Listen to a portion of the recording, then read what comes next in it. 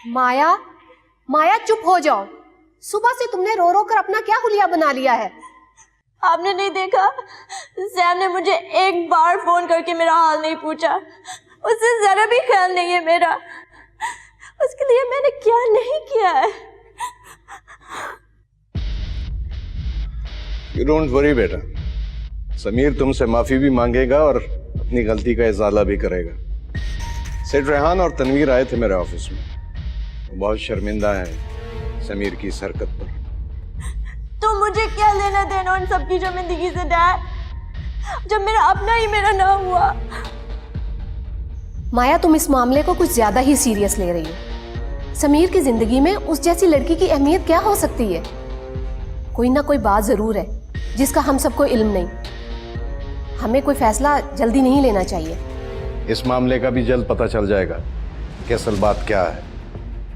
You just calm down and let me handle this matter.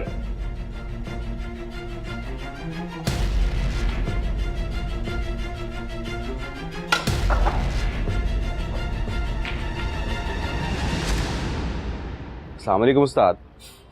खैर तो है, सुबह सुबह ही बुला लिया दुकान पे। नहीं है, खैर ही तो नहीं है यार। चाप यहाँ दो गुड्डे दे दो। नहीं है, चल जा। दे दो, पड़े तो हुए हैं। और चल चल, तुझे कहा है ना चल। क्या बात है राजा, परेशान क्यों है?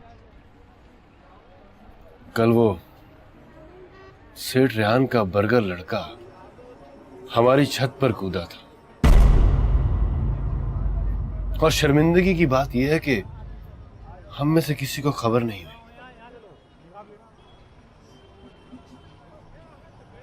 दानी भी थी वहां पर उस वक्त छत पे।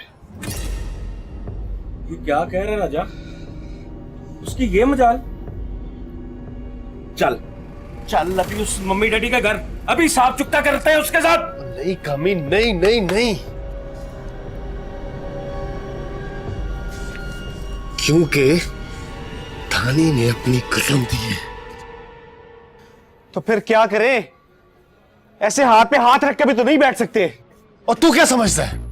तू क्या समझता है कि मैंने रात आराम से काटी है? तड़पता रहा हूं मैं सारी रात। एक एक पल मैंने गिन गिन के गुजारा है सालों। उस सेठ ने मामू की बड़ी बेइज्जती खराब की है, बदला तो लेना ही होगा। पर कैसे राजा? आज के बाद से उस बड़ी हवेली पर नजर रखना होगी, और हम में से हर कोई बारी चेंज कर कर वहां पहरा देगा, क्योंकि वो बर्गर इंसान वहां जरूर आएगा।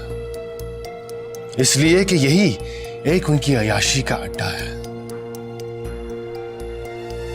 और जैसे ही वो वहां पे आए तो तुम लोगों ने मुझे खबर कर देनी है। खबरदार जो तुम तीनों में से किसी ने उससे पहले हाथ लगाया तो, क्योंकि वो राजा का कर्जदार है और उससे अपना कर्ज सबसे पहले राजा ही वसूल करेगा।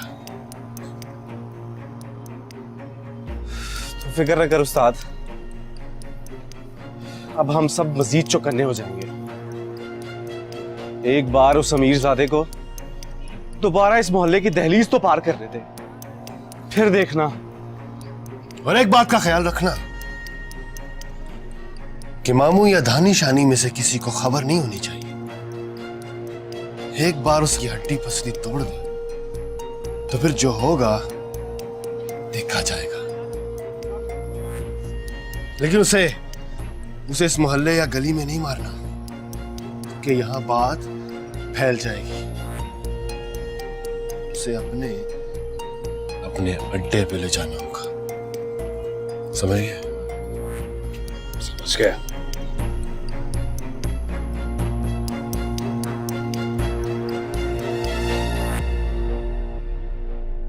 Are you out of your mind? तुम जानते हो तुम क्या कहना चाह रहे हो? खबरदार, खबरदार जो तुमने वहां दोबारा जाने का सोचा भी तो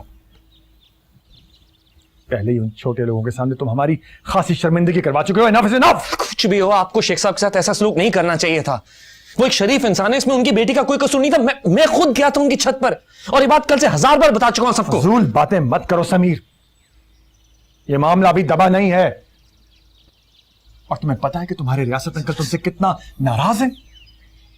do you have any idea कि उन्होंने तुम पर कितना इन्वेस्ट किया हुआ है?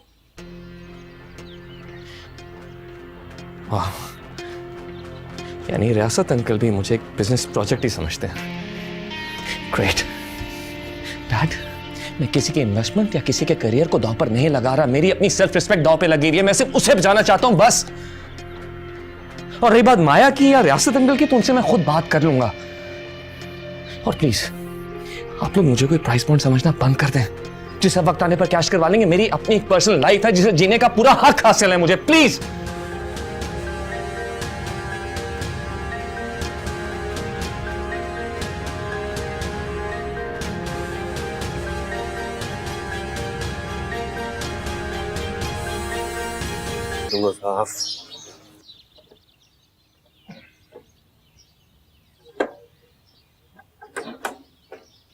वीर जी, आप इस वक्त जल्दी आ गए। खैर?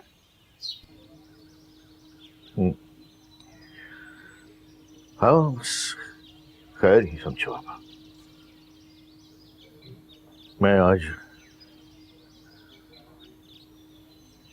नौकरी से इस्तीफा दे आया हूं।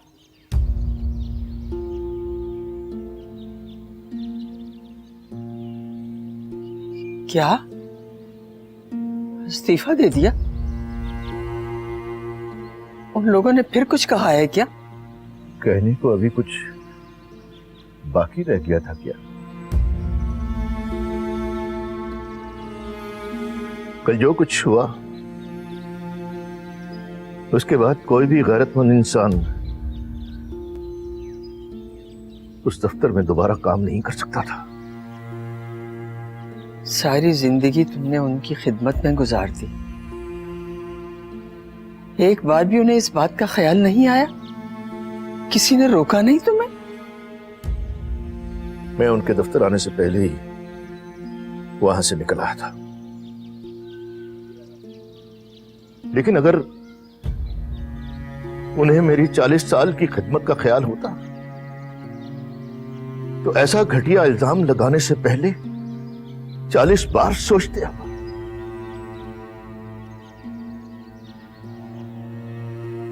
कर जो हुआ सो हुआ। अब मैं वहां नौकरी नहीं करता, यही हकीकत है। मगर वीर जी, हमने अपनी धानी का ताजा ताजा रिश्ता जोड़ा है एक खानदान से। उन्हें क्या वजह बताएंगे? और फिर धानी की रुखसती करनी है, और फिर ये घर के अखराजात।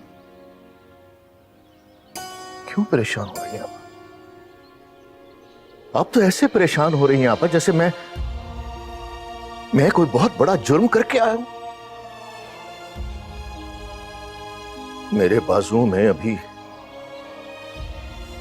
बहुत जान बाकी है।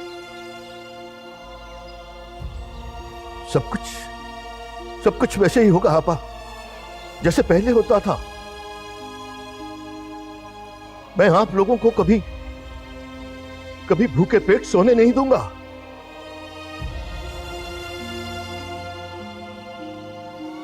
और मैं अपनी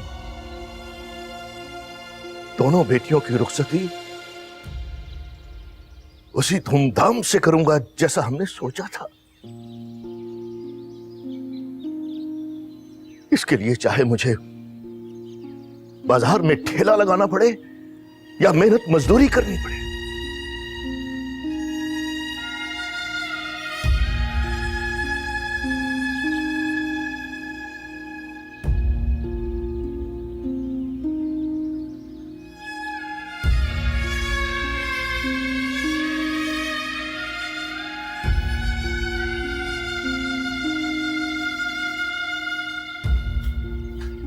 पेश नहीं आएगी मामू। मैं अभी जिंदा हूं और मैं सब घर वालों को बिठा कर खिला सकता हूं। आप सब घर वालों